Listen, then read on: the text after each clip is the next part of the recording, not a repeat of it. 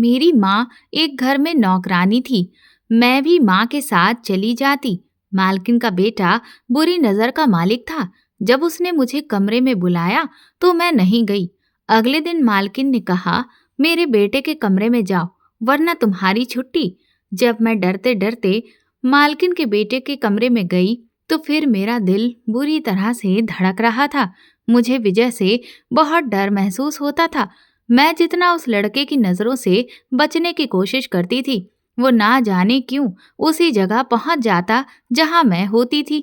वो लोग शहर में रहते थे, लेकिन पुराने जागीरदार थे और जागीरदार ऐसे ही शौक रखते हैं कि घर की नौकरानी से अपना दिल बहला सकें।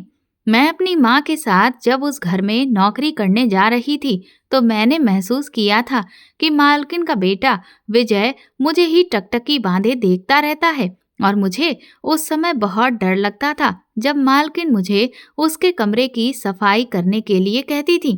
क्योंकि वो घर पर होता था, इसीलिए मुझे अकेले उसके कमरे में जाते हुए डर लगता था। और इसी डर की वजह ये थी कि जब मैं पहली बार उसके कमरे में सफाई करने गई, उस वक्त वो एलसीडी पे बहुत ही गलत वीडियो देख रहा था। जैसे ही मैं कमरे में आई तो मेरी नज़र उस एलसीडी पर पड़ी थी। मैंने फौरन से अपनी नजरें झुका ली और कमरे के दरवाजे पर ही खड़ी हो गई। उसने एक नजर मुझ पर डाली और कहने लगा, रुक क्यों गई? आओ कमरे की सफाई करो। मुझे लगा था मेरी मौजूदगी की वजह से वो टीवी बंद कर देगा या चैनल ही बदल देगा, लेकिन मुझे हैरत हुई कि मेरे अंदर आते ही उसने वॉल्यूम कुछ और ऊंचा किया था। मेरी उम्र इस वक्त मुश्किल से 16 साल थी और विजय भी 18-19 साल का ही होगा। वो कॉलेज में पढ़ता था और बाकी का दिन घर पर ही गुजारता था। वो वैसा ही लड़का था जैसे अमीर घरानों के बिगड़े हुए लड़के होते हैं। मैंने कमरे का दरवाजा पूरा खोल दिया और झाड़ू लगाने लगी, लेकिन वो मुझ पर यूं दहाड़ा कि मैं डर के मारे कांप के रह गई थी। वो कहने लगा, अंधी हो तुम? एसी ऑन है और तुमने कमरे का दरवाजा खोल रखा है। कमरा बंद करके काम करो। मैं बहुत ज्यादा डर गई थी, इसीलिए फौरन से कमरे से बाहर निकलकर माँ के पास आ गई। मुझे यूं घबराए हुए देखकर माँ पूछने लगी तो मैंने बोला कि माँ, मुझे विजय से डर लगता है, मैं उसके कमरे का काम नहीं करूंगी। मेरी बात सुनकर माँ ने मुझसे कहा, तुम बर्तन धो लो, छोटे साहब के कमरे की घर की सफाई मैं कर देती हूँ। अगले कुछ दिन तक मेरी माँ ही उस कमरे की सफाई करती रही। एक बार मैं किचन में बर्तन धो रही थी, जब वो किचन में ही आ गया। मुझे देखकर कहने लगा, एक गिलास दूध गर्म करके दो। मेरे लिए उसके शब्द ऐसे ही सख्त थे और घमंड से भरे हुए। मैंने शीशे का गिलास धोया और उसके लिए दूध गर्म करने लगी। दूध गर्म करके मैंने गिलास उसकी तरफ बढ़ाया तो उसने मेरा हाथ पकड़ लिया और उसकी पकड़ मेरे हाथ पर मजबूत थी। वो कहने लगा, मेरे घर की सफाई करने तुम क्यों नहीं आती हो? वो मेरे कुछ करीब होकर मुझसे धीरे से पूछने लगा। मैंने कहा, मेरा हाथ छोड़ दे वरना मैं शोर मचा दूंगी। मेरी बात सुनकर उसने पहले तो हैरत जाहिर की, फिर मेरा हाथ छोड़ दिया।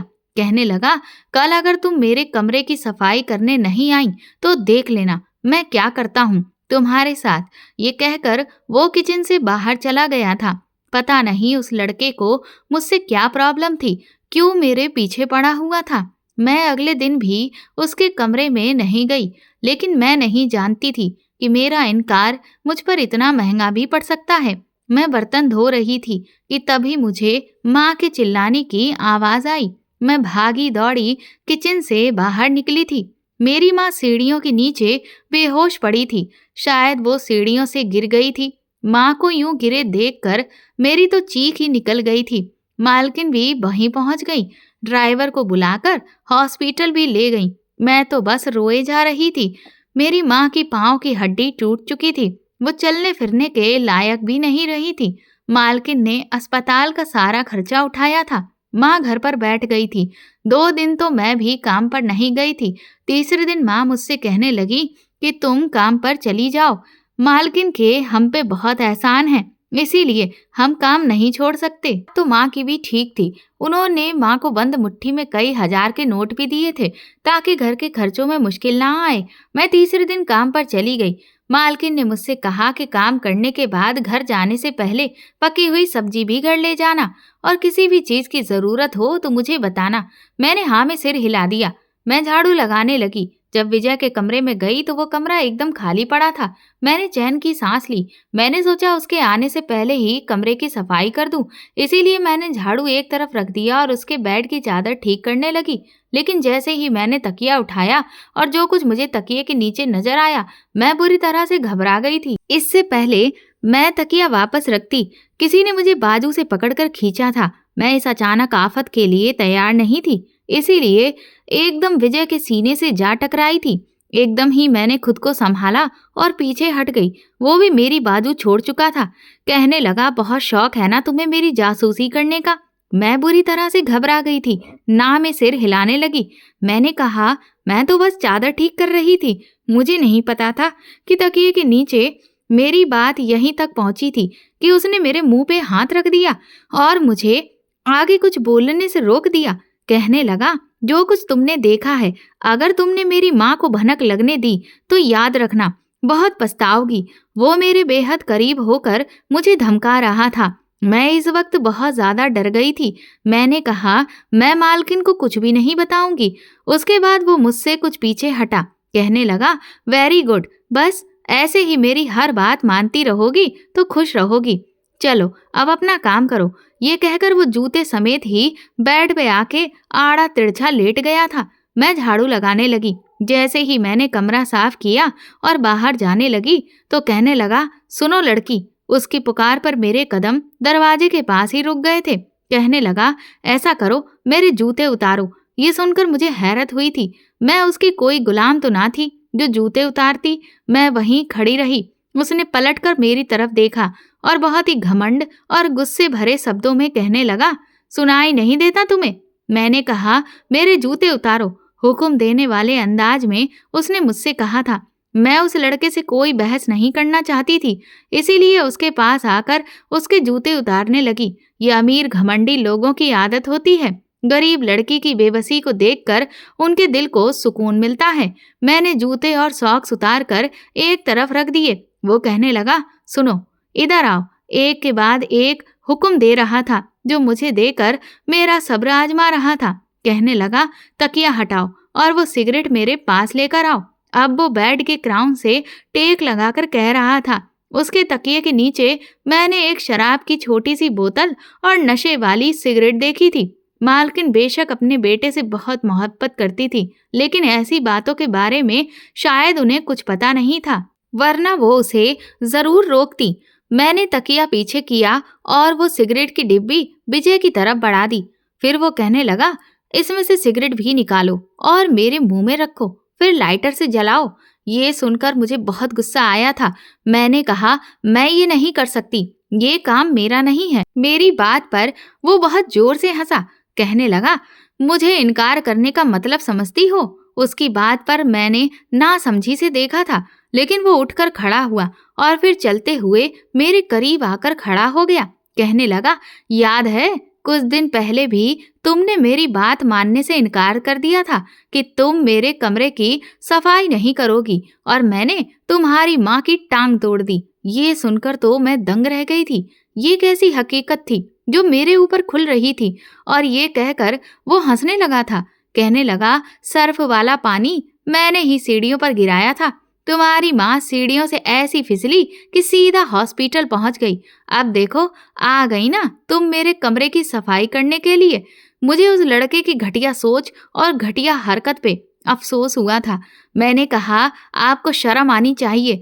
अपने दिल को सुकून देने की खातिर आपने मेरी माँ के पैर की हड्डी तोड़ दी। आपको पता है मेरी माँ कितनी तकलीफ में थी, कितने दर्द के मारे चीख चिल्ला रही थी। मेरी बात पे वो मुस्कुराया था। कहने लगा, विजय को कोई इनकार करे तो उसको मैं कहीं का नहीं छोड़ता। चलो शाबाश, अब सिगरेट मेरे मुंह में डालो और लाइटर से जलाओ। उसने दोबारा से कहा, गरीब होना शायद बहुत बड़ा जुर्म होता है। ये अमीर लोग भी गरीबों की कुछ जरूरतों को पूरा करके उन्हें अपना गुलाम समझते हैं। मैं नहीं जानती थी इस बार मेरा इनकार मुझे किस बड़ी मुसीबत में डाल देगा।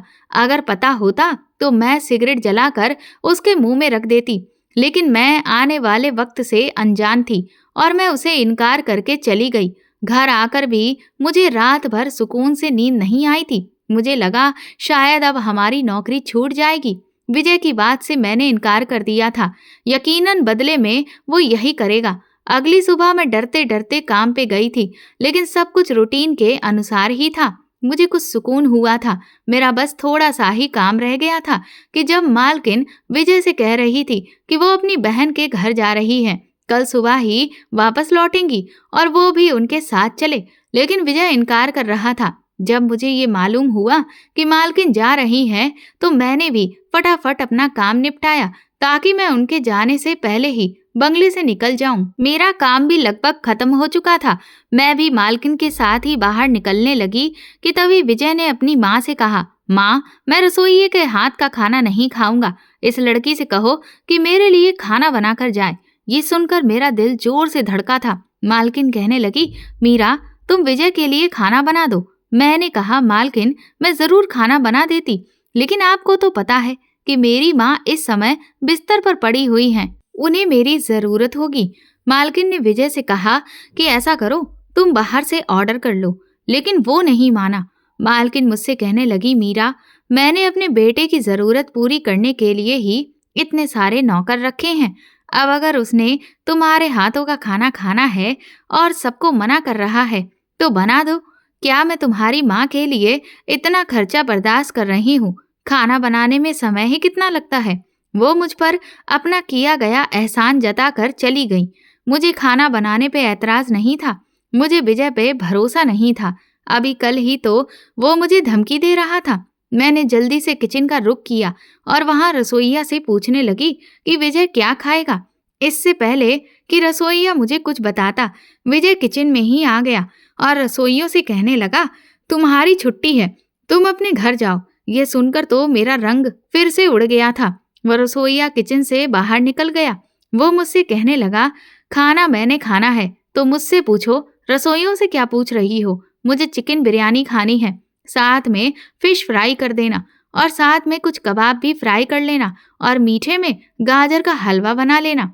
अच्छा खासा मेनू बताकर वो बाहर चला गया था। मैं जितनी जल्दी ये सब बना सकती थी बना रही थी, लेकिन ये सब बनाते हुए भी मुझे 2 घंटे लग गए थे। शाम का समय हो चुका था। अब तो अंधेरा भी गहरा होने लगा था और मुझे घर भी अकेले ही जाना था। मैंने सब कुछ बनाकर डाइनिंग टेबल पर सजाया और जल्दी से बाहर जाने लगी। बंगले के कुछ नौकर हर वक्त घर पे ही होते थे और रहते भी बंगले के क्वार्टर में ही थे, लेकिन इस वक्त हॉल में मुझे विजय के अलावा कोई भी नजर नहीं आ रहा था। विजय के पापा और बड़े भाई ज्यादातर दूसरे देश में ही रहते थे, कभी कभी ही हिंदुस्तान आया करते थे। मैंने हॉल में जब किसी नौकर को नहीं देखा तो तेज कदम उठाती हुई हॉल के बाहर दरवाजे तक पहुंची थी। उस समय तक विजय डाइनिंग टेबल पर बैठ चुका था। जैसे ही मैंने दरवाजा खोला तो दरवाजा लॉक था। मैंने दरवाजा खोलने की बहुत कोशिश की, लेकिन उसे शायद चाबी से लॉक किया गया था। मैंने पलटकर डाइनिंग टेबल पर बैठे विजय की तरफ देखा तो वो बड़े ही मजे से अपनी प्लेट में बिरयानी डाल रहा था। मैं समझ गई, ये सब विजय ने ही किया है। इस समय इस बंगले के अंदरूनी हिस्से में सिर्फ वही था या फिर मैं थी, और कोई दरवाजा ऐसा ना था जहां से मैं बाहर निकल सकती थी। मेरी बेबसी का ये हाल था कि मैं रोने लगी थी। मैंने दरवाजा जोर जोर से खटखटाना शुरू कर दिया कि शायद कोई दरवाजा खोल दे, लेकिन वो बेहिस लड़का बड़े ही आराम से बिरयानी खा रहा था।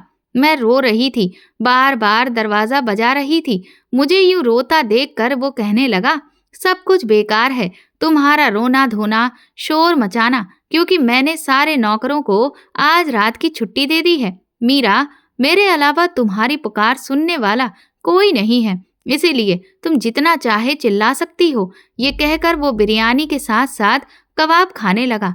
मैं उसके पास आ गई। मैंने कहा, प्लीज दरवाजा खोल दो, मेरी माँ परेशान हो रही होगी, रात हो रही है, मुझे घर जाना है।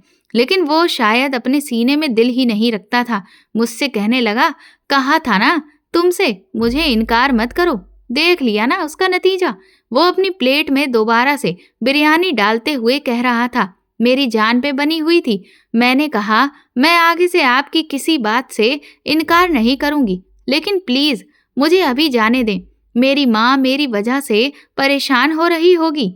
शायद वो मेरी बेबसी की आखिरी हद थी कि मैं उसके सामने हाथ जोड़कर रोने लगी थी। वो कहने लगा, देखो मीरा, बात ये है कि अगर कोई मेरी बात से इनकार कर दे तो मुझे उस पर बहुत ज्यादा गुस्सा आता है और मैं बदला लिए बिना उसे छोड़ता नहीं हूँ। लेकिन तुम मेरी विनती कर रही हो तो ठीक है। उसने गाजर का हलवा अपनी प्लेट में डालते हुए कहा था। ये सुनकर मेरी जान में जान आई थी। मैंने जल्दी से अपने आंसू पोंछे और कहा कि मुझे चाबी दे दे। मेरी बात सुनकर वो कहने लगा, चाबी भी दे दूंगा, इतनी जल्दी क्या है? पहले ये बर्तन उठाओ, यहाँ से अब सारे नौकर तो जा चुके हैं, अब ये काम तो तुम्हें ही करना पड़ेगा। मैं कोई भी बहस नहीं करना चाहती थी। मैं सोच रही थी कि विजय का मूड ज्यादा खराब ना हो और वो मुझे बाहर जाने दे। मैंने घड़ी की तरफ देखा तो 8:30 बज रहे थे।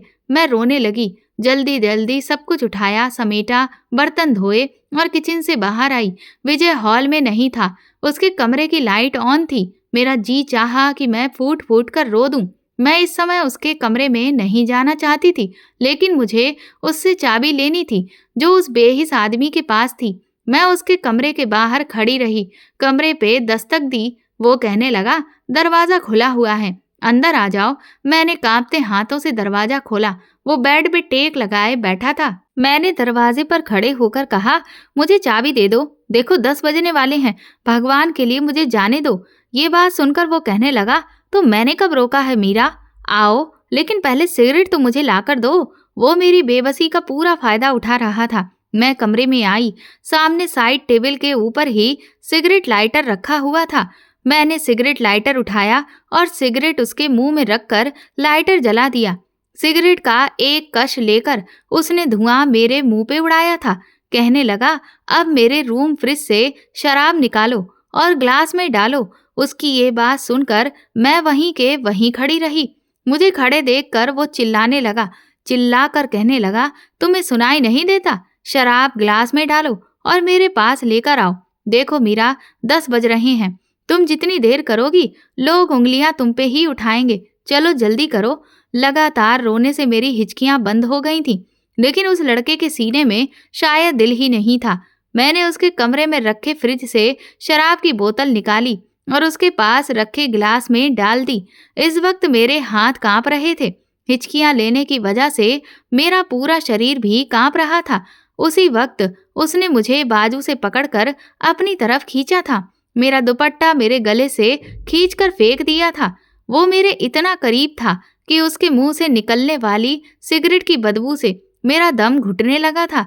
मेरी सिसकियां उस कमरे में गूंजती रहीं, लेकिन कोई सुनने वाला नहीं था। रात के 2 बजे उस आदमी ने मुझे हॉल की चाबी दी थी, लेकिन मेरा सब कुछ बर्बाद करने के बाद मुझसे कहने लगा, अभी भी रात की स्याही बाकी है मीरा, जल्दी से अपने घर चली जाओ, किसी को पता नहीं चलेगा कि तुम्हारे साथ क्या हुआ है। उसकी बात सुनकर मेरा जी चाहा मैं उस लड़के का कत्ल कर दूं, लेकिन ये शायद मेरे बस में ना था। मैंने कहा, जैसे तुमने मुझे बर्बाद किया है, भगवान करे तुम भी बर्बाद हो जाओ, तुम्हें कभी चैन ना आए, तुम पूरी जिंदगी रोते तड़पते रहो और कोई भी तुम्हारे आंसू पोंछने वाला ना हो। ये कहकर मैंने चाबी ली और बाहर चली गई। लेकिन मैं अपने घर पर नहीं गई थी, बल्कि मेरा रुख अब रोड की तरफ था। मैं जिंदा ही नहीं रहना चाहती थी, क्योंकि आगे की जिंदगी मेरे लिए सिर्फ बदनामी लेकर आती। इससे तो अच्छा था कि मैं किसी गाड़ी से टकरा कर मर जाती।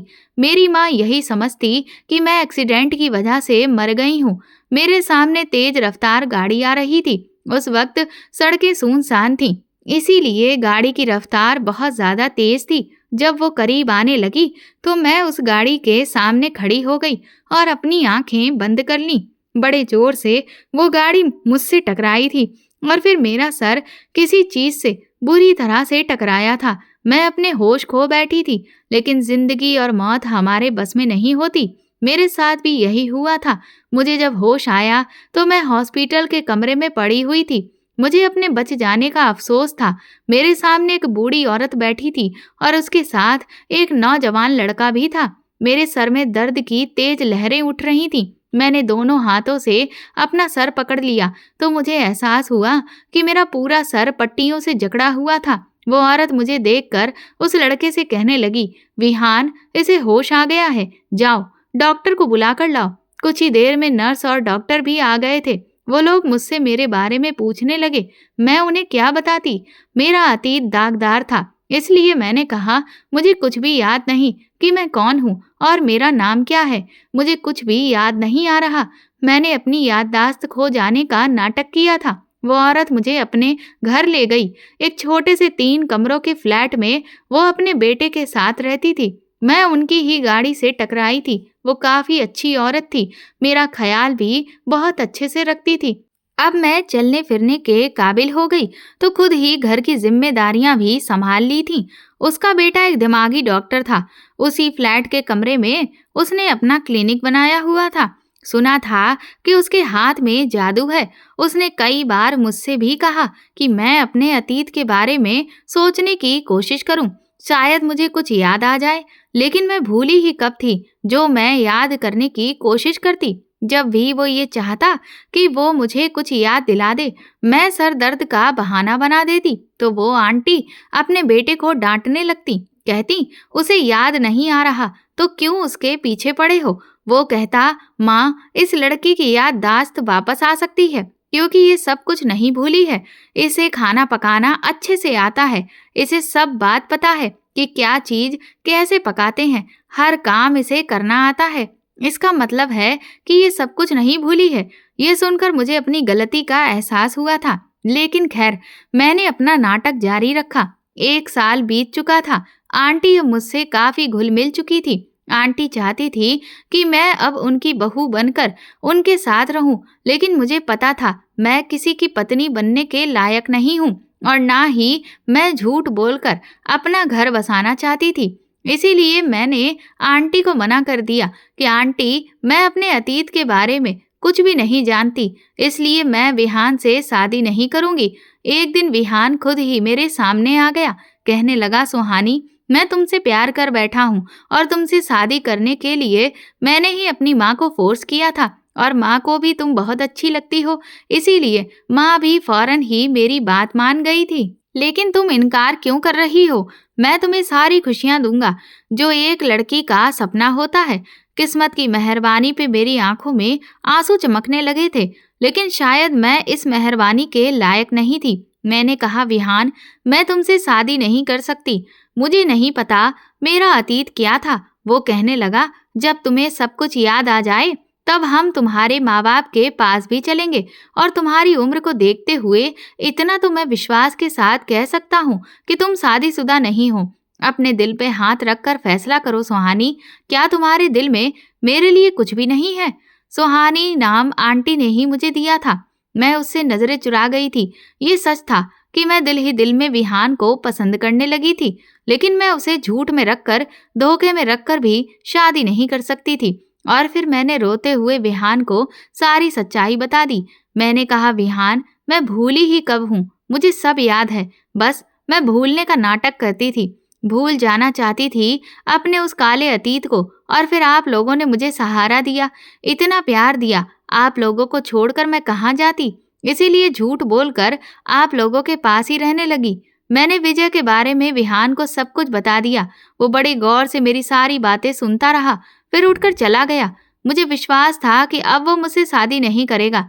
मैं भी रोते हुए अपने कमरे में आ गई थी और अपना सामान पैक करने लगी।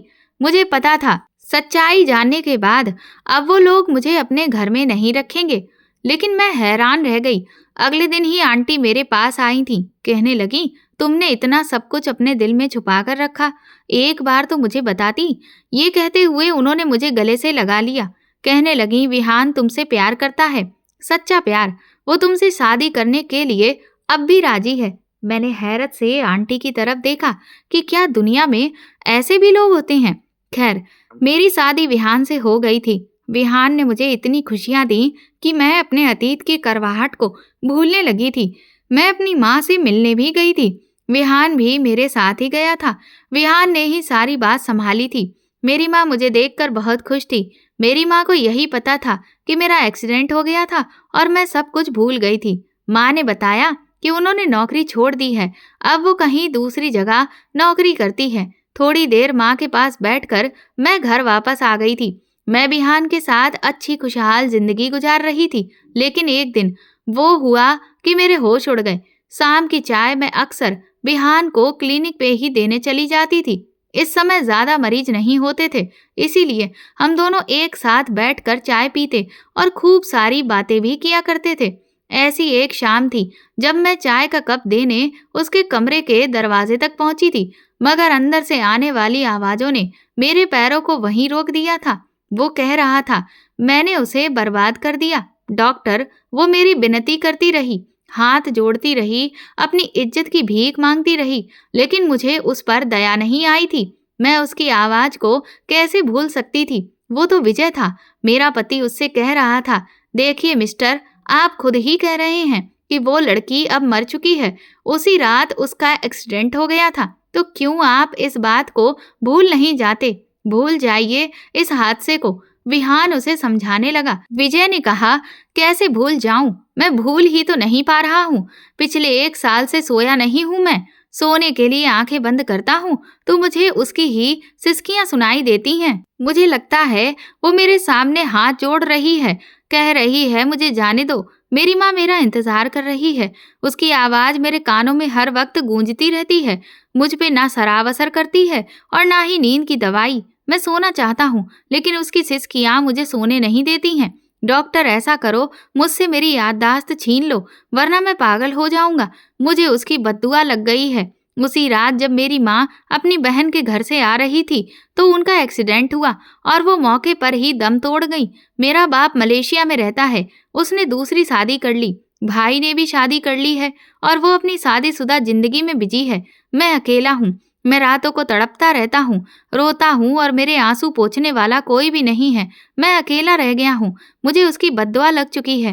काश कि वो मुझे कहीं से मिल जाए तो मैं हाथ जोड़कर उससे माफी मांग लूं, उसे कहूं कि वो जो चाहे मुझसे बदला ले ले, लेकिन मुझे अपनी बद्दुआ से आजाद कर दे। मैं सोना चाहता हूँ डॉक्टर, मैं पिछले 1 साल से सो नहीं पाया हूँ। वो बिलक बिलक कर बड़ी बेबसी से रो रहा था और मुझे भगवान के इस चमत्कार पर विश्वास हो चुका था। मैं भी क्या बदला ले सकती थी उससे जो मेरे भगवान ने उस लड़के से लिया था। वो बेशक अपने भक्तों की पुकार सुनता है। मैं वहीं से पलटकर वापस आ गई थी, क्योंकि मैं उस लड़के को कभी माफ नहीं कर सकती थी जिसने मेरी पूरी जिंदगी खराब कर दी थी। उसकी यही सजा थी कि वो पूरी जिंदगी यूं ही तड़प तड़प कर गुजारे। दोस्तों, उम्मीद करती हूँ आपको हमारी कहानी पसंद आई होगी। कहानी पसंद आई है तो वीडियो को लाइक करें, चैनल पर नए हैं तो चैनल को सब्सक्राइब करें और हाँ, नोटिफिकेशन बेल को जरूर दबाएं ताकि अगली अपडेट सबसे पहले आपको मिले। धन्यवाद।